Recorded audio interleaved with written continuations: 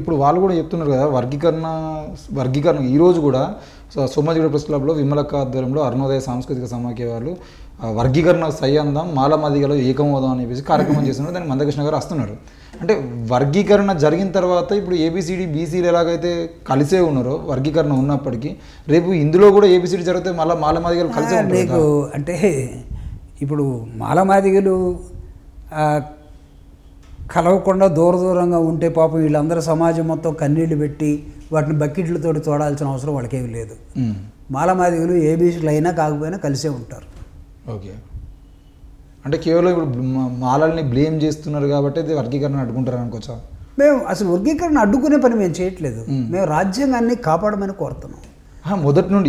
ఇప్పుడు పార్లమెంట్లో బిల్లు పెట్టండి, 341 ఆర్టికల్ని రద్దు చేయండి, దాన్ని మార్చండి అని చెప్పేసి ఈ రోజు మాట్లాడుతున్నారు. కానీ ఇంతకుముందు పార్లమెంట్లో బిల్లు పెట్టినప్పుడు అడ్డుకునే మారాలి అంటున్నారు. ఈ రోజు మాట్లాడటం అనేది తప్పు. ఎందుకంటే ఉద్యమాల్లో కొత్తగా వచ్చిన వాళ్ళు ఏదైనా అక్కడక్కడ మాట్లాడుతున్నారేమో. దీని మీద వేసిన కమిషన్లే స్పష్టంగా చెప్పాయి.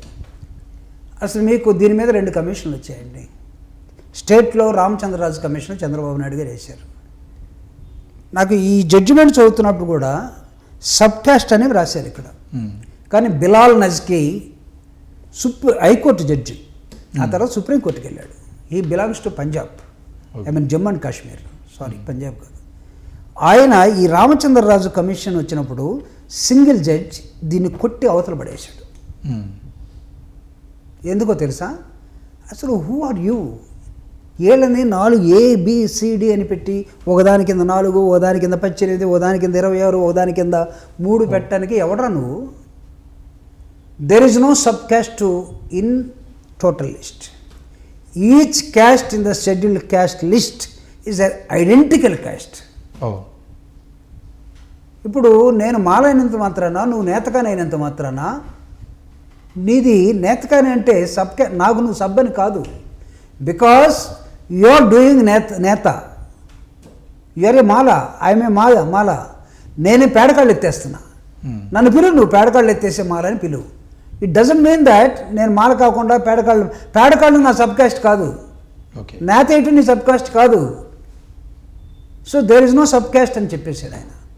కానీ ఇది ఎలా వచ్చినాయో అసలు ఎవడన్నా ఛాలెంజ్ చేసేవాడు ఉంటే, మేము పొలిటికల్గా కొన్ని విషయాలు మాట్లాడలేకపోతున్నాం కాబట్టి ఎవడన్నా అందుకొని ఉన్నవాడు ఉన్నట్లయితే సబ్ క్యాస్ట్ దేనికి ఎవడికి సబ్ క్యాస్ట్ కాదు. మాలలో కానీ ఎస్టీలో కానీ ఎస్సీలో కానీ ఎస్టీలో కానీ సబ్ క్యాస్ట్ కాదు. బట్ దేర్ బై సుప్రీంకోర్టు మీరు చెప్పినట్టుగా 341 ఆర్టికల్కి అమెండ్మెంట్ చేసుకోండి, మాకే అబ్జెక్షన్ లేదు మేము చెప్పలే. ఇక్కడ చాలామంది అదే మాట అస్సలు చెప్పట్లేదు. 341 ఆర్టికల్ ఏం చెప్తుందంటే క్లాజ్ 1, క్లాజ్ 2 అంబేద్కర్ ఇచ్చినటువంటి డైరెక్ట్ టెక్స్ట్ ఏంటంటే 341 క్లాజ్ 1, క్లాజ్ 2. క్లాజ్ 1, క్లాజ్ 2 ఏంటంటే ఇట్ ఈస్ వెరీ సింపుల్. ఇది ఆయా రాష్ట్రాల్లో ఆయా పాలకుల చేతుల్లో, లేకపోతే ఆయా భూస్వాములు చెప్పినట్టుగా వినేదానిలో, ఆయా పెట్టుబడిదారులు చెప్పే విధానంలో రాష్ట్రాల్లో కానీ జిల్లాల్లో కానీ ఎవరికి వీటి మీద హక్కులు లేవు. ఇది దేశవ్యాప్తంగా తయారు చేయబడినటువంటి ఒక లిస్టు. దీని మీద హక్కు ఎవరికి ఉందంటే పార్లమెంటుకు మాత్రమే. ఏంటి? ఒక కులాన్ని చేర్చాలన్నా, ఒక కులాన్ని తీసేయాలన్నా, 2 క్లాజులు.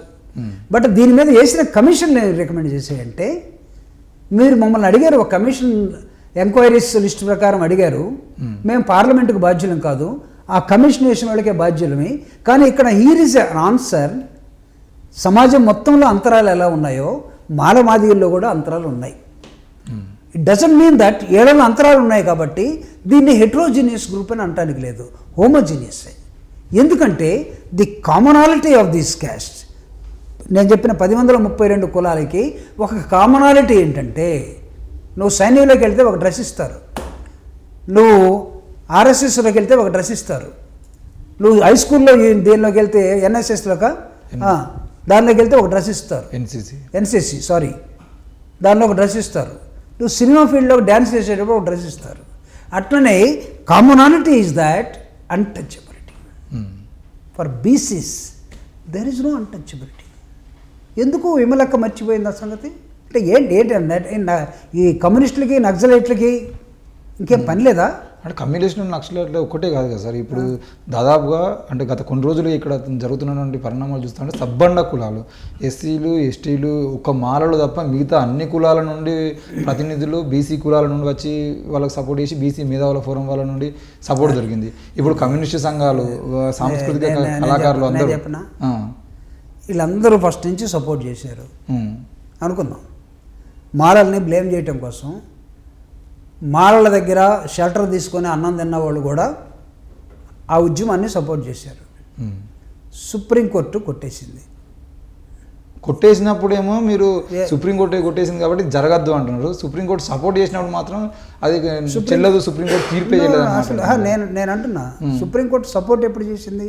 వర్గీకరణ వ్యతిరేకంగా ఇప్పుడే సపోర్ట్ చేయలే. I'm sorry. ఓకే, ఇప్పుడు సుప్రీంకోర్టు సపోర్ట్ చేస్తే చంద్రబాబు నాయుడు కమిషన్ ఎందుకు వేసుకున్నాడు? కమిషన్ వేసిన తర్వాత కూడా బయటికి వెళ్ళి ఎందుకు మాట్లాడుతున్నాడు? తప్పు ఎందుకు మాట్లాడుతున్నాడు? నోటిఫికేషన్ ఇవ్వకుండా ఆపి నేను ఇది చేసేంత వరకు ఆపుతానని ఒక ప్రభుత్వం అంటే ఇట్స్ ఏ కాన్స్టిట్యూషనల్ బాడీ. అయితే చీఫ్ మినిస్టర్ అంటే he is the head of the total government. నీ క్యాబినెట్కి నువ్వు